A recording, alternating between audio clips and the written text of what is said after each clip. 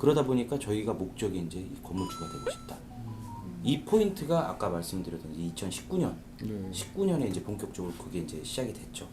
그래서 사업도 확장이 되면서 실제로 시드머니가 모이니까 우리 건물도 사게 됐고, 그냥 동경하던 건물주가 이제 실제로 이제 된 거죠. 네.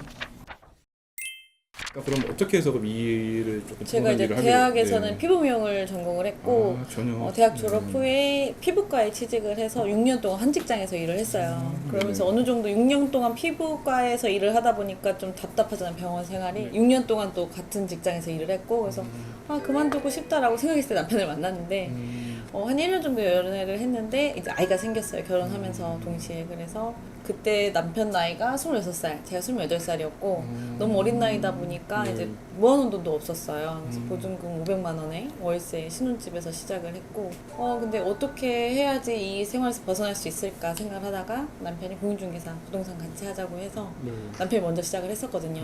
남편도 군대 제대하고 바로 부동산 하고 시작을 했고 임신 출산하고 바로 공인중개사 시험 준비했어요. 대표님께서 먼저 하시고 그다음에 이제 출산하시고 바로 네, 출산하고 같이 하자. 그래서 나는 여기 이 생활에서 벗어나려면 그리고 빠르게 돈을 벌려면 부동산을 해야 되겠다라고 생각을 했고 애기 낳고 바로 산후조리원도 안 가고 학원 1년 동안 학원 가서 공부해가지고 1차, 2차 동시에 합격해서 바로 이제 중개업에 뛰어들었죠. 그럼 그게 언제 시기적으로 언제 2010년도에 저희가 2010년? 결혼했고 2011년도에 자격증 취득했어요.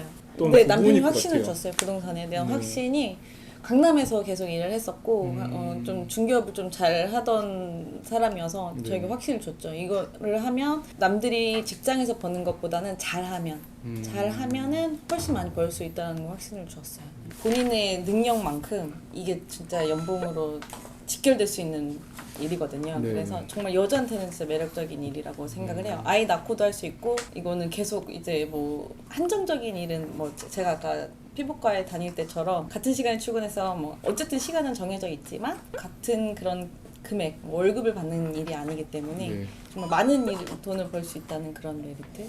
이 일을 하기 때문에 내 자산의 투자에도 또 더 관심을 가지게 되고 또 그게 또 제가 같이 성장할 수 있게 되지 않을까. 다른 일을 한다면 뭐 이런 빌딩 투자에 대해서나 이렇게 우리가 30대에 빨리 건물주가 될 수 없었다고 생각하거든요.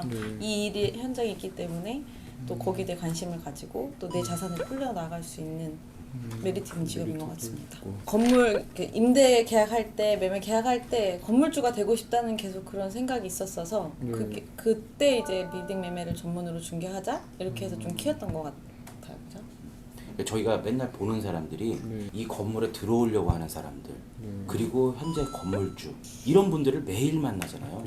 매일 그 거래를 하고 그러다 보니까 저희가 목적이 이제 이 건물주가 되고 싶다. 이 포인트가 아까 말씀드렸던 2019년, 19년에 이제 본격적으로 그게 이제 시작이 됐죠. 네, 그래서 이제 아예 빌딩 매매를 전문으로 하면서 이제 빌딩 매매를 전문으로 하니까 이제 중개 보수가 크잖아요. 그러니까 시드머니가 빨리빨리 불어나는 거예요. 그래서 사업도 확장이 되면서 실제로 시드머니가 모이니까 우리 건물도 사게 됐고, 그냥 동경하던 건물주가 이제 실제로 이제 된 거죠. 네. 그래서 하나 이제 강남에 건물을 이렇게 사서 신축을 해서 강남 건물주가 됐고 그렇게 또 1, 2년이 지나니까 돈이 또 모이잖아요. 이 빌딩 매매를 하니까 어쨌든 돈이 또 빨리빨리 모이니까 그 돈 갖고 망원동 마포에 있는 건물 하나 또 사서 리모델링도 해서 이제 건물 두 채를 갖게 됐죠. 이게 그러니까 임대라는 이제 중개도 있고 저희 같이 이제 빌딩 매매라는 중개도 있잖아요. 근데 임대 그러니까 처음 이제 들어오시는 분들을 위주로 말씀을 드리는 거니까 그 임대를 하는데 가서도 항상 이제 고객이 저라고 생각을 해야 될 것 같아요. 그러니까 본인 거를 구한다고 생각을 하면 되게 편해요. 막 예를 들어서 근처에 집을 구한다. 내가 이 근처에서 회사를 다니게 됐어. 내가 먼저 그 고객 입장이 돼야 될 것 같아요. 근데 보통 남의 거 해주는 거라고 생각을 하니까 그냥 좀 모자라도 이렇게 하세요. 모자라도 뭐 한두 개 포기하세요 하는데 내 거라고 생각하면 절대 그럴 수가 없어요.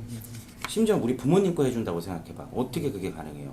그리고 뭐 가게를 어떤 사무실을 어떤 함부로 막 해줄 수가 없어요. 근데 저는 그 마음가짐이 제일 중요하다고 생각해요.